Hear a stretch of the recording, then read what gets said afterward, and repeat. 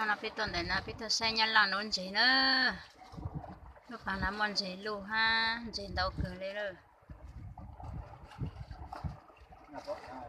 nhân là tuần nón gì này nó sốt sốt nó nàng là tua nó là tua chỉ biết tuần khu ma chỉ biết nhà tuần xe nhân là nón gì chỉ biết tuần xe nhân là nón gì nữa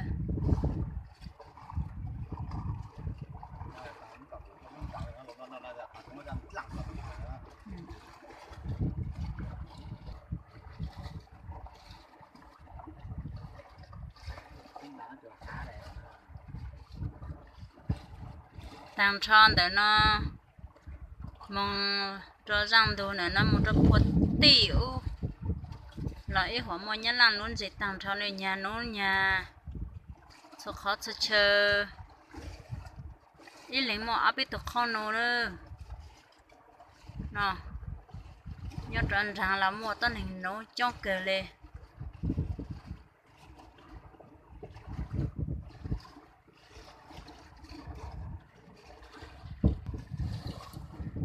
giờ nó mà to chút ton gì chút nào đấy thì giờ mà rồi rồi họ sợ dầu họ dầu nữa giờ nó nè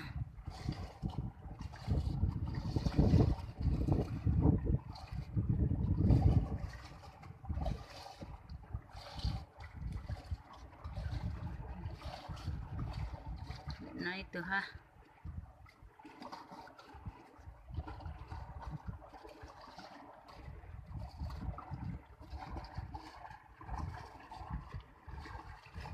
giờ tao mà nút tao nữa giờ tao mà tao ắt tu rồi ắt tu lù nữa chỉ là lọt xin nữa thì lù nữa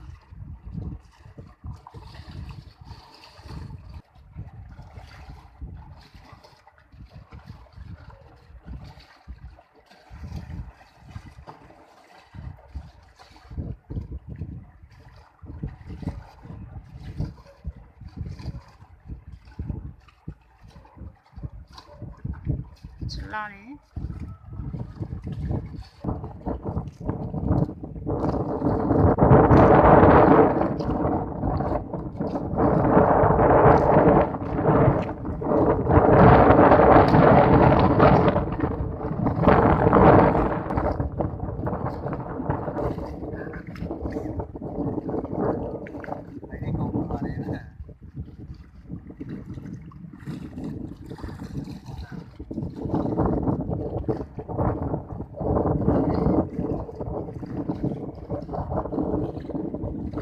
anh ơi cho em hỏi khi mà cá ăn thì cái câu như thế nào cái câu nó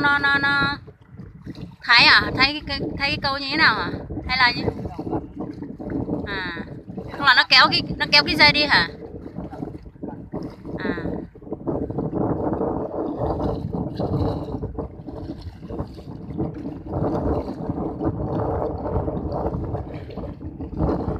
còn mình câu như thế này mình có bị mất tiền không hay là mình nuôi cá đấy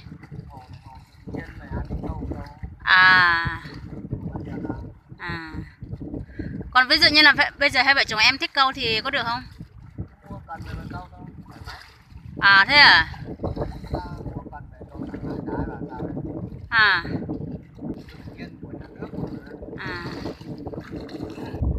thế nó bây giờ tụi này thì phá luôn là một chút tí rồi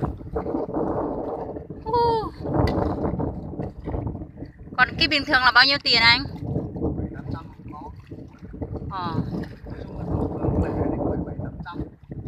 rẻ nhất là 700-800 luôn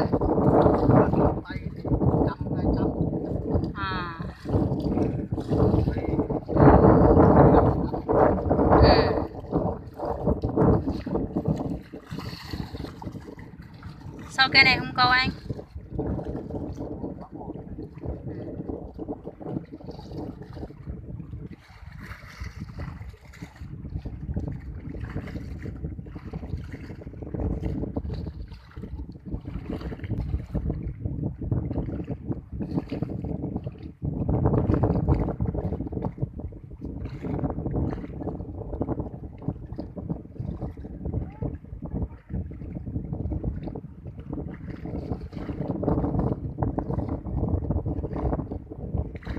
Cái dây đó có chắc không? Cá nó ăn thì khi ví dụ như là cá to này thì nó kéo mạnh con nó có đứt không? Không đứt luôn hả? À.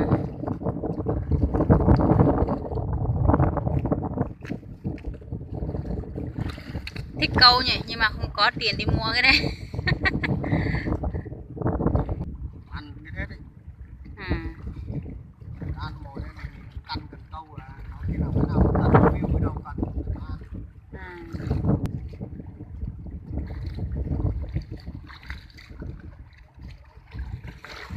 Mất tiền đấy.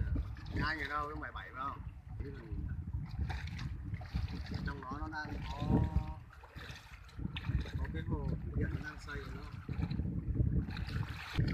Hồ của người ta thầu rồi. Ở trong đấy.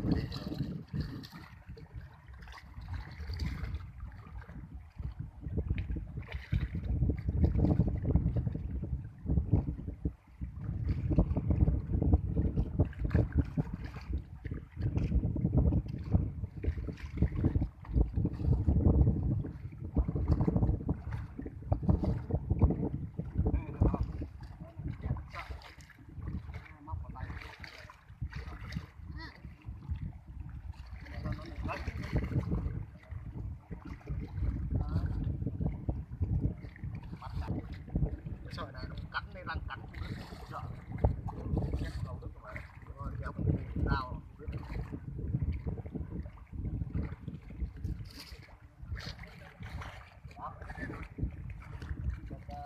ba tên đúng không?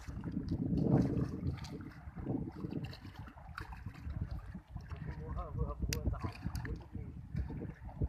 nó để nó chết hết liên quan gì nữa.